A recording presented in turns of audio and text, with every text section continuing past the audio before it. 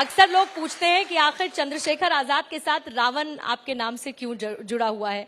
बड़ी क्यूरियोसिटी लोगों को होती है, तो अगर इसके पीछे की वजह आप बता पाए। तो मैंने तो कई बार बताया कि ये मीडिया के साथियों ने दिया है, और मैं तो इस नाम से या किसी भी नाम को इस तरह देखता हूं कि व्यक्ति के काम से उसकी पहचान होती है। नाम में क्या रखा है, नाम तो जब आदमी पैदा होता है उसे अपना पता भी नहीं होता, तभी उसको नाम मिल जाता है। तो कोशिश ये कर रहा हूं कि काम से अपनी पहचान बनाऊं और वो पहचान लंबे समय तक बनी रहे। आपने कहा पहचान बनाऊं, लेकिन अभी भी आपकी एक पहचान है, तो आप पहचान बनाने की तरफ बढ़ तो चुके हैं। चर्चाएं आपकी खूब होती हैं, बातें आपकी खूब होती हैं, और आप भी काउंटर करने में पीछे नहीं होते। नहीं, मैं समझता हूं कि व्यक्ति को कभी भी अपने सपनों को सीमित नहीं करना चाहिए, हमेशा प्रयास करना चाहिए कुछ अच्छा करने के लिए। तो अभी मुझे लगता है कि जिन सपनों को मैं देखता हूं और जो काम मैं अभी अधूरे समझता हूं वो पूरे नहीं हुए, तो उसके लिए एक लंबा समय लगेगा, लेकिन वो मुझे लगता है कि एक समय आएगा वो पूरे होंगे।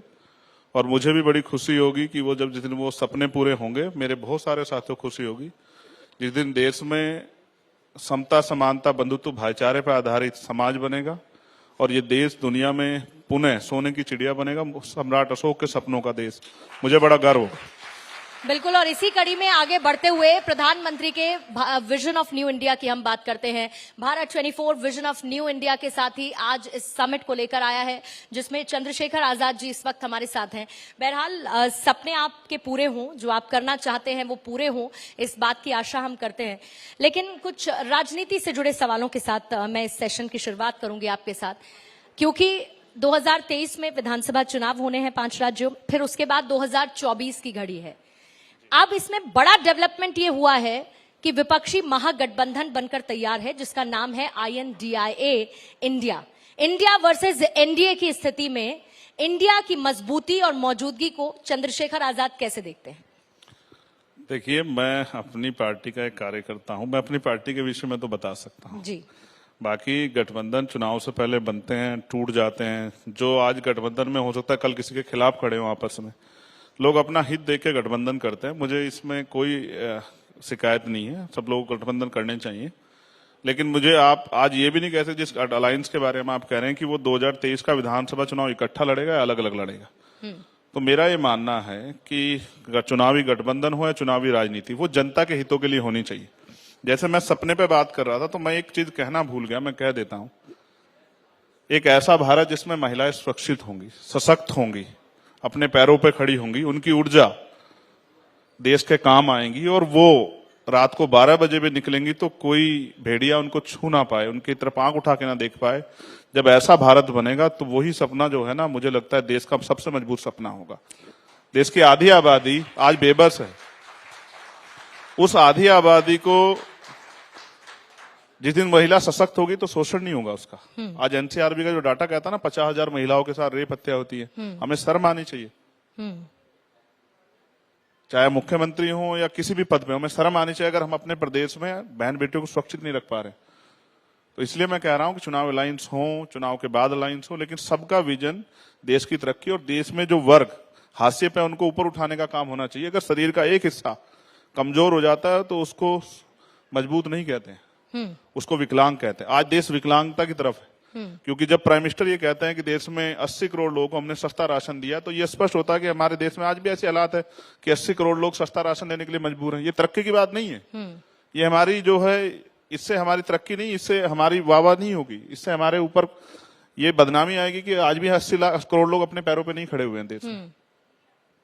आपको लगता है कि गरीबी रेखा से, अभी एक आंकड़ा आया रिसेंटली जिसमें गरीबी रेखा के नीचे जो प्रतिशत था लोगों का, हम उसमें बेहतर स्थिति में पहुंचे?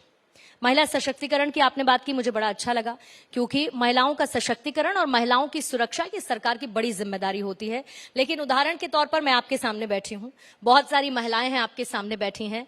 अच्छी बात यह है कि आजकल महिलाएं पुरुषों के साथ कदम ताल करती हुई चल रही हैं। ऐसी बहुत सारी हमने सक्सेस हासिल की महिलाओं ने, जो शायद पहले सोचना मुमकिन भी नहीं था। आप क्या उसका श्रेय सरकार को नहीं देंगे? बिल्कुल, मैं जिसको श्रेय देना चाहता हूं उसके बारे में बता देता हूं। अगर भारतीय संविधान नहीं होता तो इस देश में महिलाएं डॉक्टर, इंजीनियर, आईएएस, आईपीएस, प्रधान से लेकर प्रधानमंत्री नहीं बन पाती, राष्ट्रपति भी नहीं बन पाती। इसका श्रेय जाता है देश के संविधान को।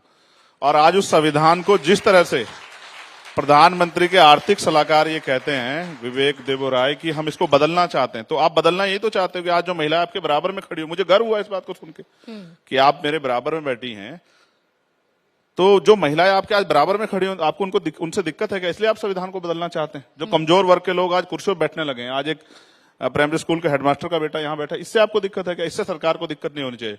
मैं सराय देता अगर एनसीआरबी के डाटे कम हो गए होते, मैं सराय देता अगर बेरोजगारी के आंकड़े कम हुए थे, भुखमरी इंडेक्स में हम लोग अगर पीछे हटते तो मैं सराय देता अगर महंगाई पे हम लोग वो हो रहे होते, और बहुत अच्छी कानून व्यवस्था होती है। आज मैं अभी उत्तर प्रदेश से आया हूँ, आज हापुड़ में वकीलों को पीटा गया, खूब पीटा पुलिस ने, महिला वकीलों को भी पुलिस पीट रही थी।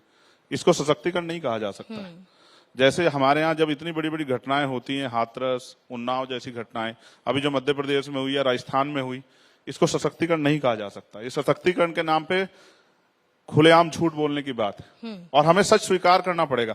आप और मैं बेहतर जानते हैं कि देश में महिलाएं अभी उस तरह से सुरक्षित नहीं, और इसके लिए ठोस काम होने चाहिए। सिर्फ योजनाओं से काम नहीं चलेगा, धरातल पे काम होना चाहिए। और स्पेशली जो अधिकारी जिनकी जवाबदेही बैठी, चाहे वो अधिकारी हो या सरकार हो, उनको सामने आकर जवाब देना चाहिए, ना कि उन सवालों से बचना चाहिए। लोग कहते हैं कि चंद्रशेखर आजाद की सिलेक्टिव अप्रोच है। लोग ये भी कहते हैं कि चंद्रशेखर आजाद अटेंशन सीकर हैं। वो ऐसी बातें करते हैं ताकि वो सुर्खियों में बने रहें और लोग उनकी चर्चा करते रहें। अच्छी बात है, राजनीति में ऐसी बातें करनी चाहिए कि आदमी चर्चा में बनी रहे, लेकिन मैं सिलेक्टिव कुछ करता नहीं हूं। आपके पास कोई उदाहरण हो तो बता दो। आप नेशनल मीडिया पे बैठी हैं। नहीं, मैंने तो लोगों के परसेप्शन की बात की। अच्छा, मैं एक गाना सुनता है, कुछ तो लोग कहेंगे, लोगों का काम है कहना। हाँ। छोड़ो बेकार की बातों में, कहीं बीच ना जाए रहना। तो मेरा ये मानना है कि लोग अगर नहीं कहेंगे तो कैसे चलेगा। लोकतंत्र का तो नाम ही है ना कि भाई लोकतंत्र में पक्ष भी होगा, विपक्ष भी होगा, तर्क भी होगा, सवाल भी होंगे, जवाब भी होंगे। तो लोग कुछ तो कहेंगे मेरे खिलाफ, इसके अलावा है क्या? ये तो नहीं कह सकते कि मेरे राज्य में बहन बेटियां सुरक्षित नहीं। मैं आपको गारंटी से कहता हूं, जिस दिन अवसर हमारे हाथ में होगा, किसी भी प्रदेश में किसी भी बेटी के साथ अन्याय नहीं होगा, और जो अन्याय करेगा वो चैन से नहीं बैठेगा, खाल उतार लेंगे हम लोग। बराबरी के अधिकार की बात होती है, बराबरी के अधिकार के लिए काम हो रहा है। एक विजन ऑफ न्यू इंडिया की बात करते हैं, और जो गाना जो लाइंस आपने यूज की, उसके आगे की ही लाइन है कुछ बदलते अंदाज में, और वो ये कहते हैं कि बदनाम ही सही नाम तो होगा। चंद्रशेखर आजाद, बदनाम ही सही नाम तो होगा। बहरहाल सर, माफी चाहूंगी क्योंकि मुझे इस सेशन को यहीं पर समाप्त करना बस मुझे ये जवाब दे दीजिए जी। आप किसी ऐसे आदमी के लिए कहते जो कुछ बुरा काम करता कि बदनाम होता तो समझ आता। अगर इस देश में बहन बेटियों की रक्षा की बात करना, उनको सशक्त करने की बात बदनामी है, तो मैं इस बदनामी को स्वीकार कर लूंगा। अगर कमजोरों की आवाज उठाना बदनामी है तो मैं इसको स्वीकार कर लूंगा।